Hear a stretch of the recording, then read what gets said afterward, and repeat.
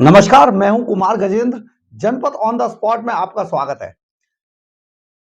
राज्यसभा के अंदर दिल्ली के मुख्यमंत्री अरविंद केजरीवाल को एक और तगड़ा झटका लगा है। ये झटका सभा के सभापति उपराष्ट्रपति जगदीप धनखड़ ने अरविंद केजरीवाल को दिया है। और इससे भी बड़ा झटका अरविंद केजरीवाल के अलावा राघव चड्ढा को लगा है, क्योंकि राघव चड्ढा अब एकमात्र राज्यसभा सांसद बन के रह गए हैं, और वो भी अब कुछ दिन के, क्योंकि राज्यसभा का जो सांसद थे उनका कार्यकाल भी खत्म होने जा रहा है। लेकिन क्योंकि राज्यसभा के अंदर अभी आम आदमी पार्टी की तरफ से कोई भी नेता नहीं है, पार्टी का नेता नहीं है। इस पार्टी का जो नेता था वो संजय सिंह हुआ करते थे, और संजय सिंह लंबे समय से तिहाड़ जेल के अंदर है। वही संजय सिंह जो कट्टर ईमानदार से शहीद भगत सिंह के वंशज थे और ना जाने क्या क्या थे, लेकिन अब वो शराब घोटाले के अंदर फंस चुके हैं। सीधा सीधा रिश्वत लेने का, मोटी मनी लॉन्ड्रिंग का सारे मामले उन पर साबित हो गए हैं, और कोर्ट ने उनको मास्टरमाइंड तक कह दिया है। इसके बाद अब बहुत लंबे समय तक संजय सिंह बाहर आने वाले नहीं है। यानी कि कहा जाए तो जैसे ही उनको लगा अरविंद केजरीवाल को, जो पार्टी के संयोजक है और दिल्ली के मुख्यमंत्री हैं, कि संजय सिंह तो अब गियो, तो उन्होंने राज्यसभा में संजय सिंह को बाहर का रास्ता दिखा दिया। संजय सिंह को तगड़ा झटका देते हुए अरविंद केजरीवाल ने, जो नंबर 2 हुआ करते थे संजय सिंह, उनको किनारे करते हुए राज्यसभा के सभापति को एक पत्र लिख दिया, जिसमें उन्होंने राघव चड्ढा को राज्यसभा के अंदर नेता सदन यानी कि पार्टी का नेता बनाने की गुजारिश की थी।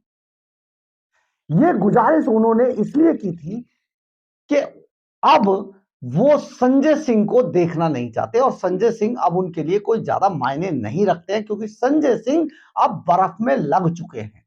कभी नंबर 2 हुआ करते थे। बहुत सारे आम आदमी पार्टी के जो शीर्ष नेता थे, उनको निबटवाने में संजय सिंह का बड़ा हाथ था। लेकिन वक्त ने करवट बदली और संजय सिंह खुद ही निबट गए।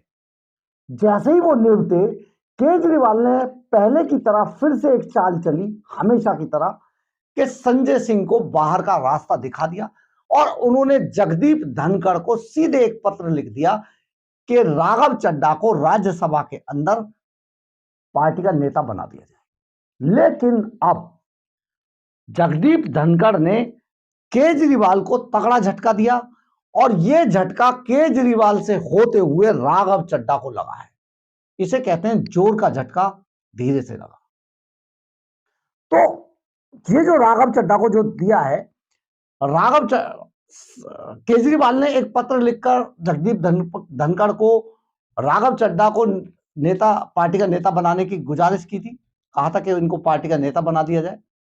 लेकिन अब इसकी उलट सभापति जगदीप धनखड़ ने भी एक पत्र लिखा है अरविंद केजरीवाल को, जिसमें उन्होंने ये कहा है कि यह मामला 1998 के the leaders and chief whip of recognised parties and groups in parliament act के लिए है। सभी उसी कानून के तहत बनाए गए हैं, जितने भी पार्टियों के लोग बनाए गए हैं।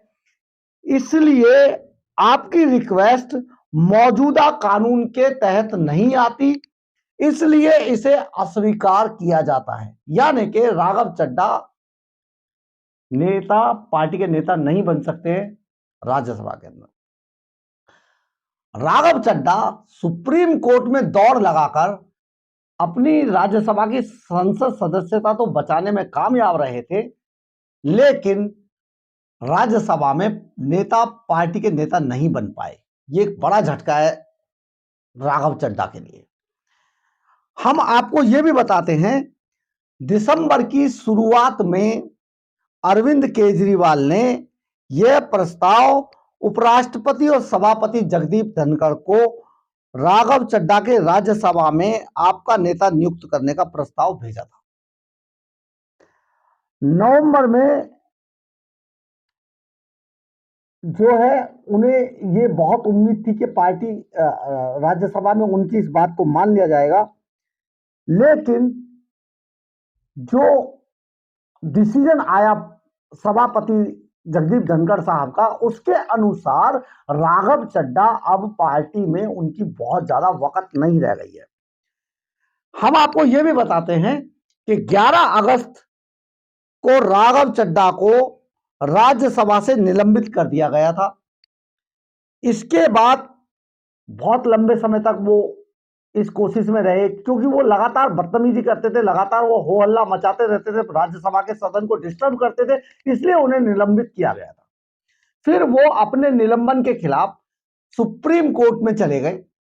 सुप्रीम कोर्ट में सीजेआई चंद्रचूड़ की जो बेंच थी, सीधे उन्होंने इसकी सुनवाई की और सुप्रीम कोर्ट ने 115 दिनों के बाद उनके निलंबन को रद्द कर दिया। लेकिन सीजेआई चंद्रचूड़ ने राघव चड्ढा की सुनवाई करते हुए कहा था कि कभी कभी शांत रहना भी अच्छा होता है।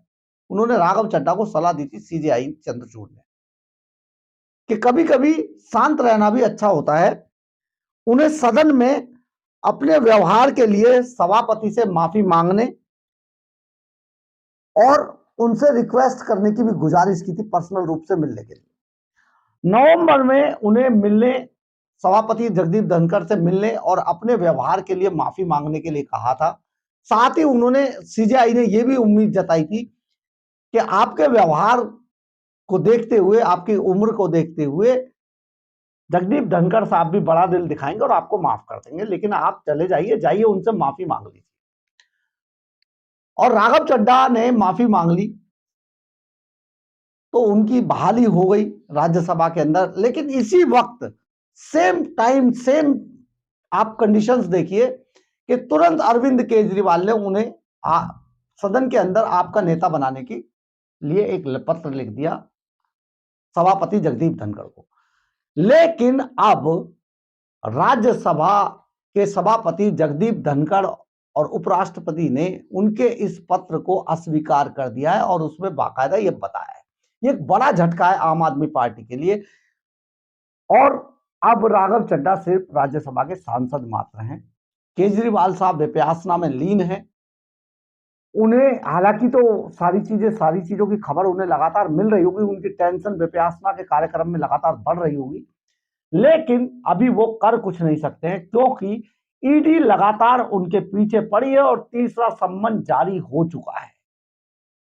तो ये सारी चीजें अरविंद केजरीवाल की लगातार मुश्किलें घिरती जा रही हैं और ये मुश्किलें अरविंद केजरीवाल को अर्श से फर्श पर लाकर ही थमेंगी, ये गारंटी है। क्योंकि केजरीवाल एंड कंपनी ने जितने पाप दिल्ली के लिए और दिल्ली की जनता के लिए, जनता के साथ किए हैं, उनका खामियाजा उन्हें यही भुगत कर जाना पड़ेगा। अगर आपको मेरी खबर अच्छी लगी हो तो आप इसे लाइक, सब्सक्राइब और शेयर जरूर कीजिएगा।